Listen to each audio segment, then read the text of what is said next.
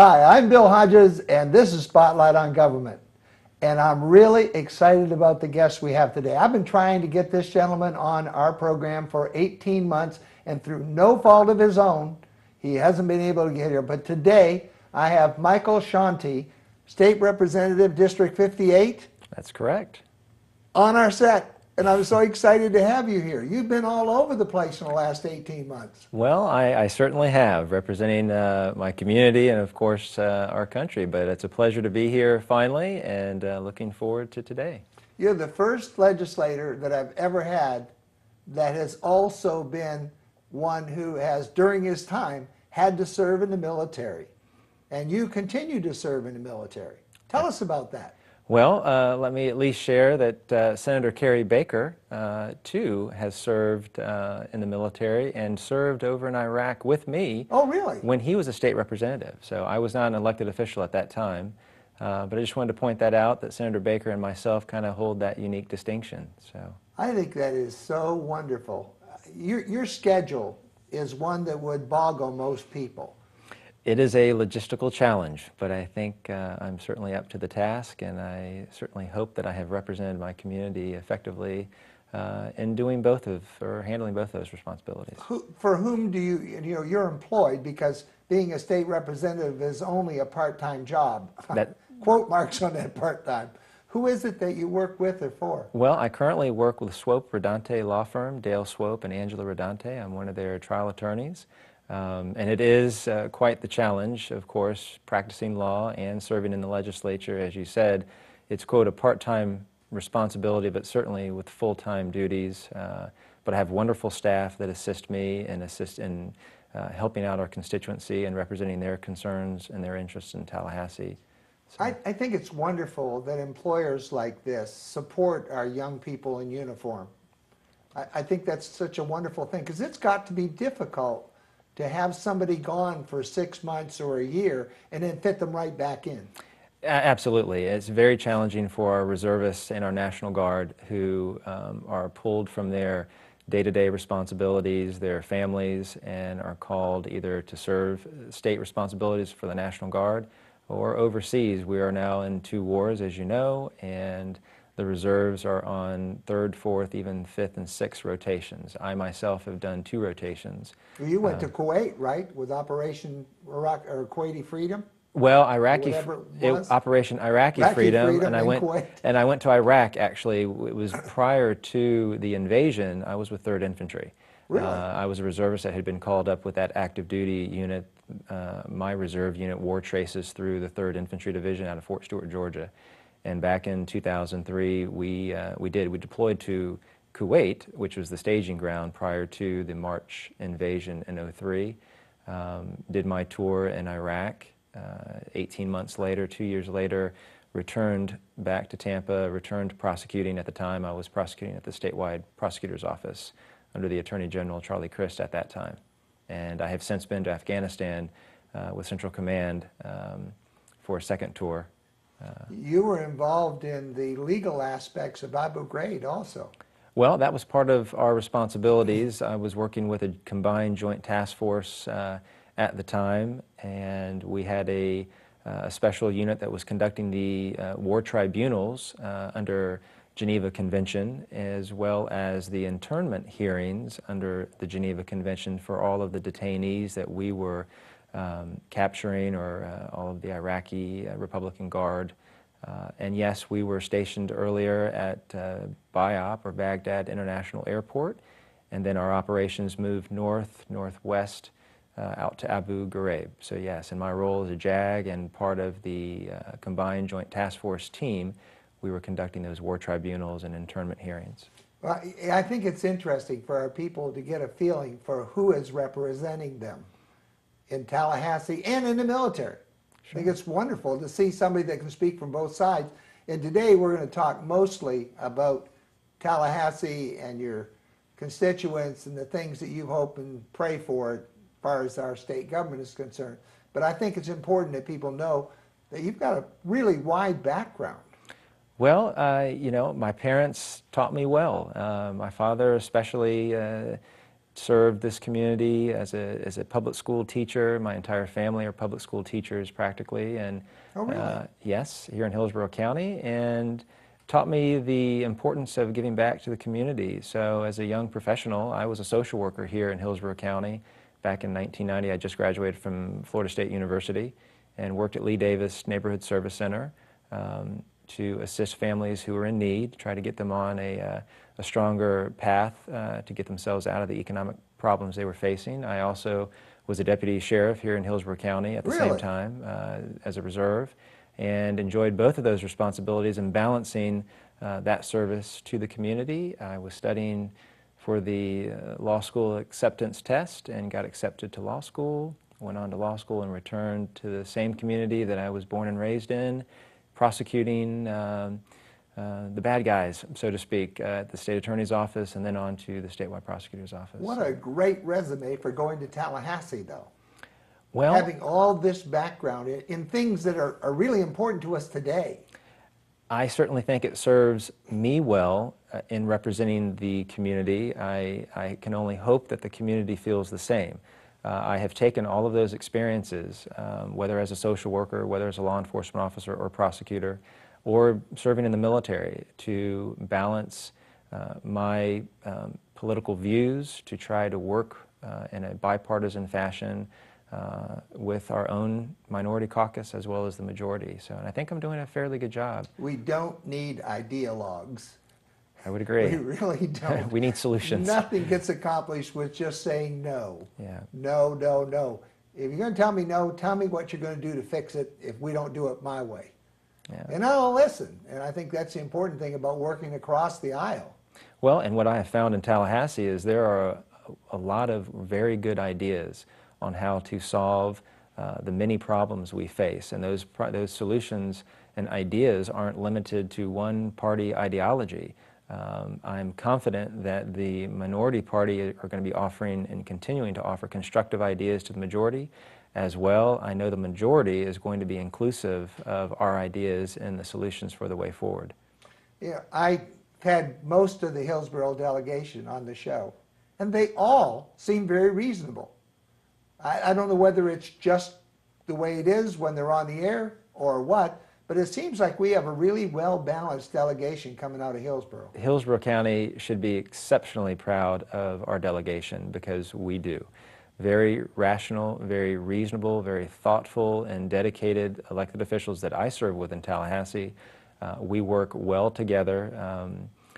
That's not to suggest that we don't have our ideological differences, but we do try to set as much of that aside so that we can focus on the reasons why the community sent us up to Tallahassee. We're facing some incredible challenges, as you well know, as the community well knows, and we do not have the time. The community cannot wait for bickering. We have to provide solutions, workable solutions now. You know, interestingly enough, before we moved to Tallahassee, you were talking about obligations and spreading your time amongst various things. Do you have time for a family life with the law and with Tallahassee and with the Army and everything? Well, I do. My wife is certainly very understanding of the responsibilities that I have, and she knows I'm very passionate about serving my community, as she has herself. She is a war veteran herself. Oh, really? Yes, she is. She currently is a graduate of USF and magna cum laude, and she is... Well, that's something to be proud of. Absolutely. Very proud of her. She has worked very hard and, in fact, will be attending USF's medical school this fall. So, oh, wow. and to have a lawyer and a doctor in the family. Well... That's a real threat. or it could be a great benefit to any community that we live in. So That's without a doubt. You've been up in Tallahassee here, and this show is going to run throughout the month of March. So lots of things are going to happen since we taped this show. Mm-hmm. But what are some of the significant things you've seen so far in this last few weeks up there? Well, there's been a lot of pre-positioning on strategy, which is desperately needed. Of course, the state of Florida shouldn't have to rely on federal stimulus dollars. We are thankful that the governor is willing to accept those dollars, and we as a legislative body will work very diligently to ensure that those dollars truly stimulate our economy. With that said, we as a legislative body must work together, and I have seen that in the committee and council weeks that we have had leading up to our regular session, of trying to have a thoughtful and deliberative process of considering what sales tax exemptions, for example, need to be considered for repeal, what type of other legislation that would foster greater economic expansion and growth, try to help stabilize our housing market, Ooh. which is, the challenges are great, but we are the policymakers, and we have that responsibility of making sure that the laws that we enact are properly situated to allow for sufficient expansion and growth in particular areas, and I feel confident that we're going to do that. It's going to be a bipartisan approach. Rest assured, I'm going to work toward that end, and I know my colleagues will as well. So, Our listeners really don't care what I think. They want to know what you think, but I'm a fiscal conservative. And I've been bothered for a long time.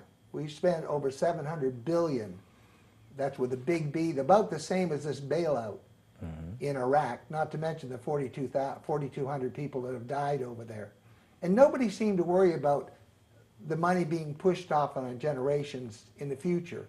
Now all of a sudden we're spending the same money on us here in this country, and you've got a whole bunch of people standing up and say that's fiscally irresponsible. If we'd have spent the first $700 billion on the United States instead of pouring it into the sands of Iraq, we'd be in better shape now. At least that's the way I feel about it. well, and certainly it's debatable, and we've seen that national debate take place, and not only on the national forum, but at the coffee tables, at home or in the coffee shops. I've been a part of those debates. Clearly, after 9/11, there was a focus to devote a lot of resources to our homeland security, to our port security, to ensure our firefighters and our local law enforcement officers had the tools they needed to adequately respond as true first responders. Little disappointed that the previous administration didn't keep to that commitment. When I was campaigning, and since I've been elected, local firefighters have complained that they don't have the resources they need, the proper minimum manning standards for their fire trucks. That is inexcusable. The dollars that could have been spent to bolster or at least fortify some of those weaknesses in our neighborhoods, along our coastlines and our ports, would have probably been better utilized resources than arguably overseas. So I'm not in that position. I'm not in Congress. I would have liked to have weighed in on that debate, but my focus has been the state of Florida, District 58, my community, and trying to make the state of Florida a safer place to raise children, to move a business, and I'm going to continue with that focus. So I'm delighted that our governor has said, look, the money's coming, let's use it wisely. Instead of posturing and pretending that they didn't want the money. All these guys are going to take it sooner or later. They'll either push it off on their legislators to take it or not. But it just seems to me that rather than talking about why we don't want it, it's here, we might as well put it to good use. How is the legislature going to handle this money to put it to good use? Well, we're already meeting, and we have been meeting in anticipation. For example, Medicaid dollars, the resources that we're going to receive, the first installment of the stimulus package for the state of Florida is going to be focused on health care, Medicaid in particular, and I believe $1 billion of the proposed $12 billion that the state of Florida is going to receive over the next 3 years is going to be dedicated toward offsetting some of those expenses. With regard to investments in research and development in alternative energies and renewable energies, the state of Florida, we are hoping will receive ample resources to expand in the business market, because from my perspective, we need to, it's a multifaceted approach, multi-layered. Not only are we needing to ensure that our healthcare system is feasible and has the ability to provide, we need to continue to expand our and ensure the longevity of our business community, because therein lies the jobs that are created. If you don't have a job, then you're not going to be able to save money to buy that home, and And you're not going to have insurance either. and you're not going to have insurance. You're not going to be able to afford the insurance for your home or for your health or to pay for your education for your young kids that are growing up. So we are meeting. I'm part of the newly created council, the Strategic and Economic Development Planning for the state of Florida. It's the House equivalent to work with the Senate in finding the most effective ways to use those dollars and pre-position those dollars for true stimulus. So after session, I'll be able to share with you exactly how we're going to implement those. Right now, it's it's a work in progress. What are the pressures that you as a legislator face? There's got to be lobbying in all different directions.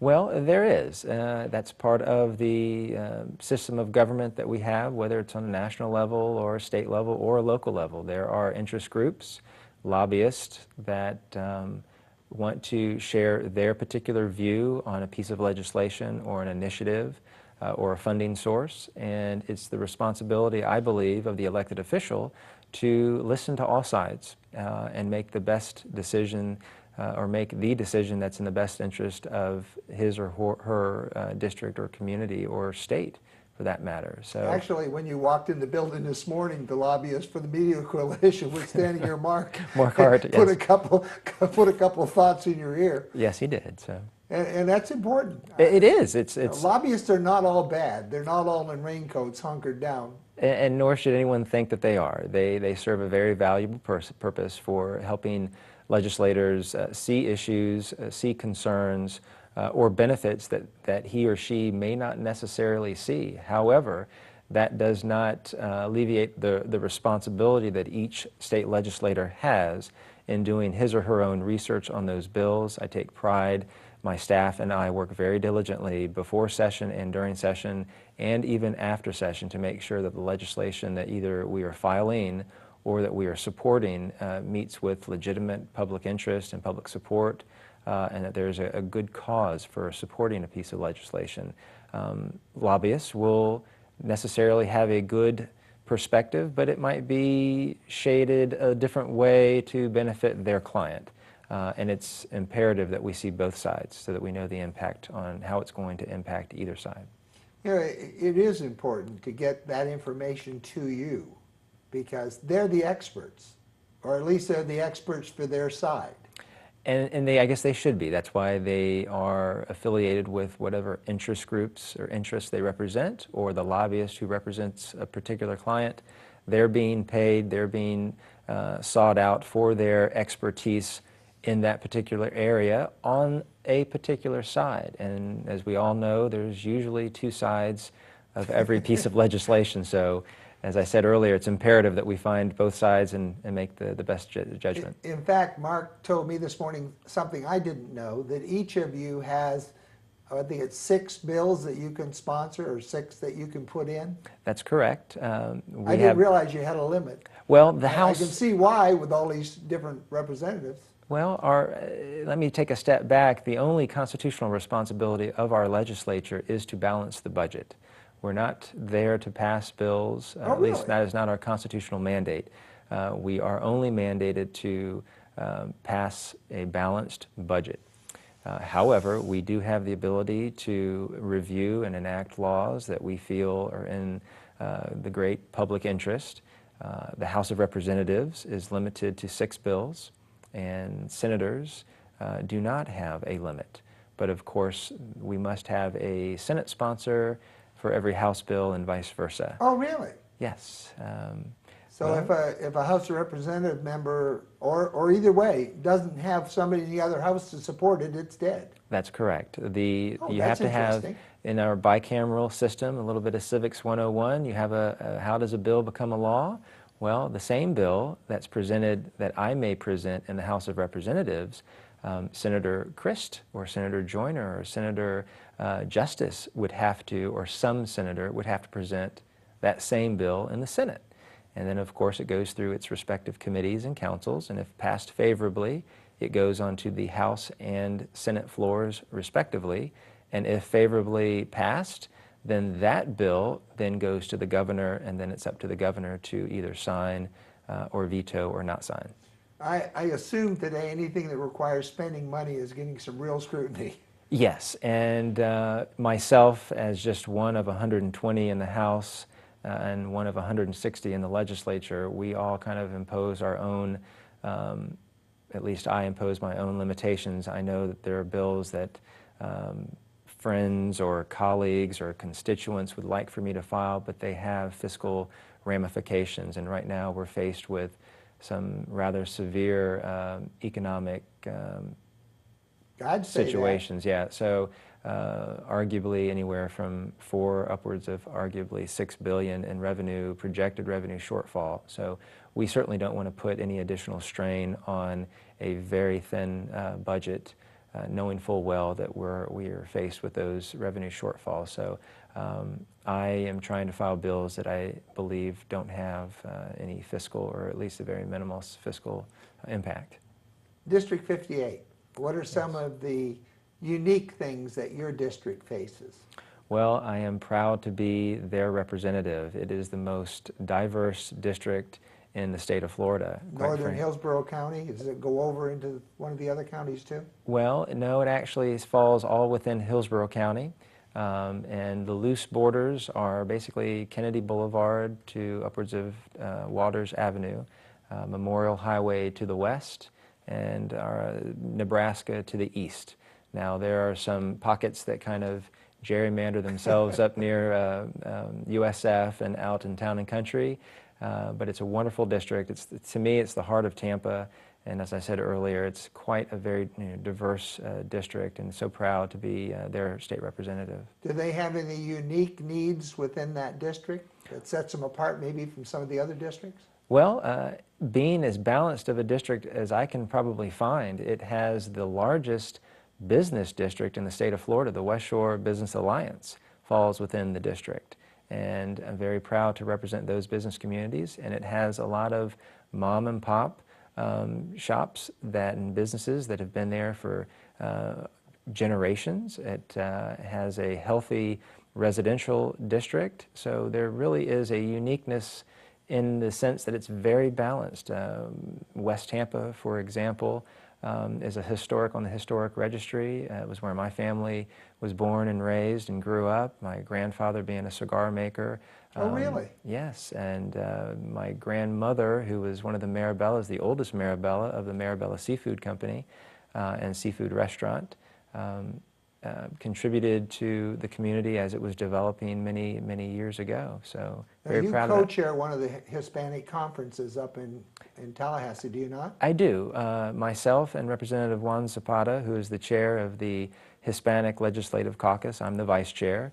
Very proud to represent our Hispanic community as well. We do a lot of wonderful things in fundraising and sponsoring scholarships for students, high school students in our district, and helping them reach further on in their education to college. So, if you had a minute to talk to your constituents and maybe the rest of the state of Florida, and once this goes online, you'll get to see it all over the world, what would be your vision for the next few years here in Florida?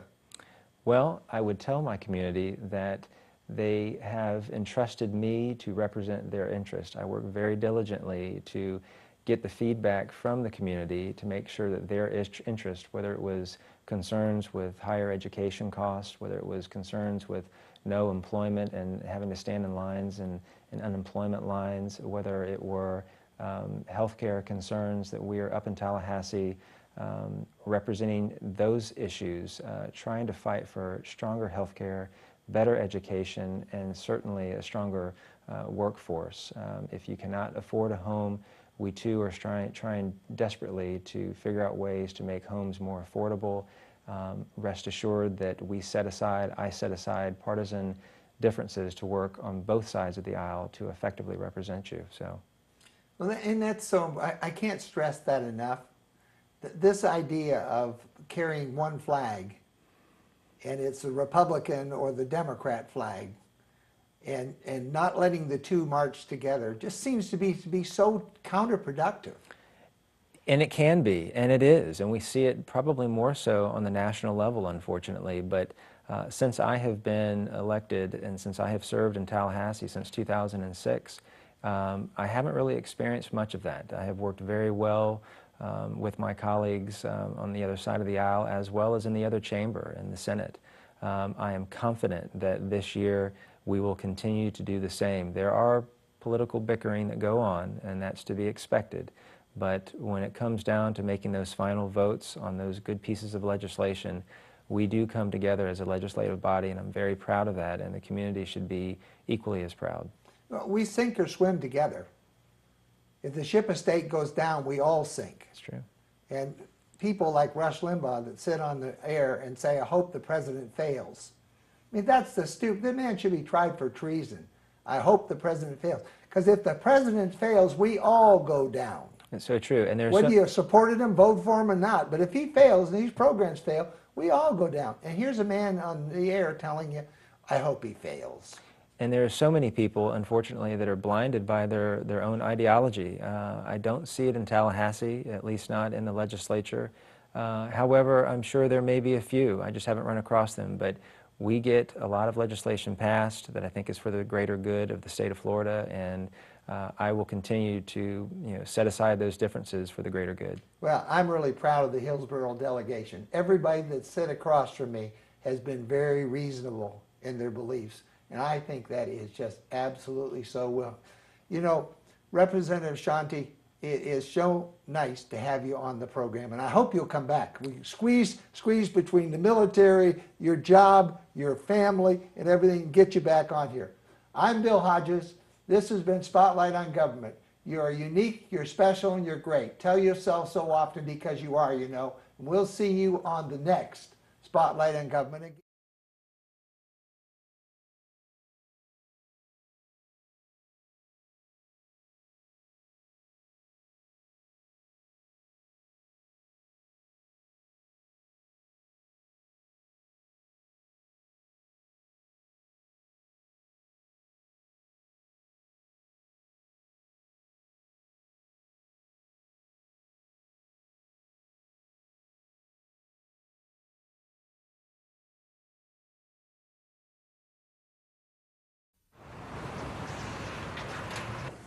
先生你好，歡迎光臨，等等先。唔該晒。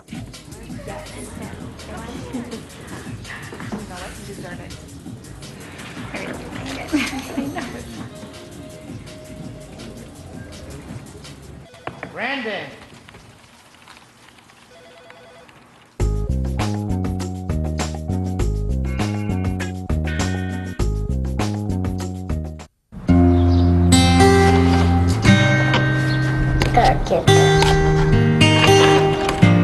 Oh, I must be careful. Well, that's a nice picture. Come on, Anna. Okay. Foreclosure doesn't affect just you. It affects your whole family too. If you've fallen behind on your mortgage, we can help. Call 1-888-995-HOPE because nothing is worse than doing nothing.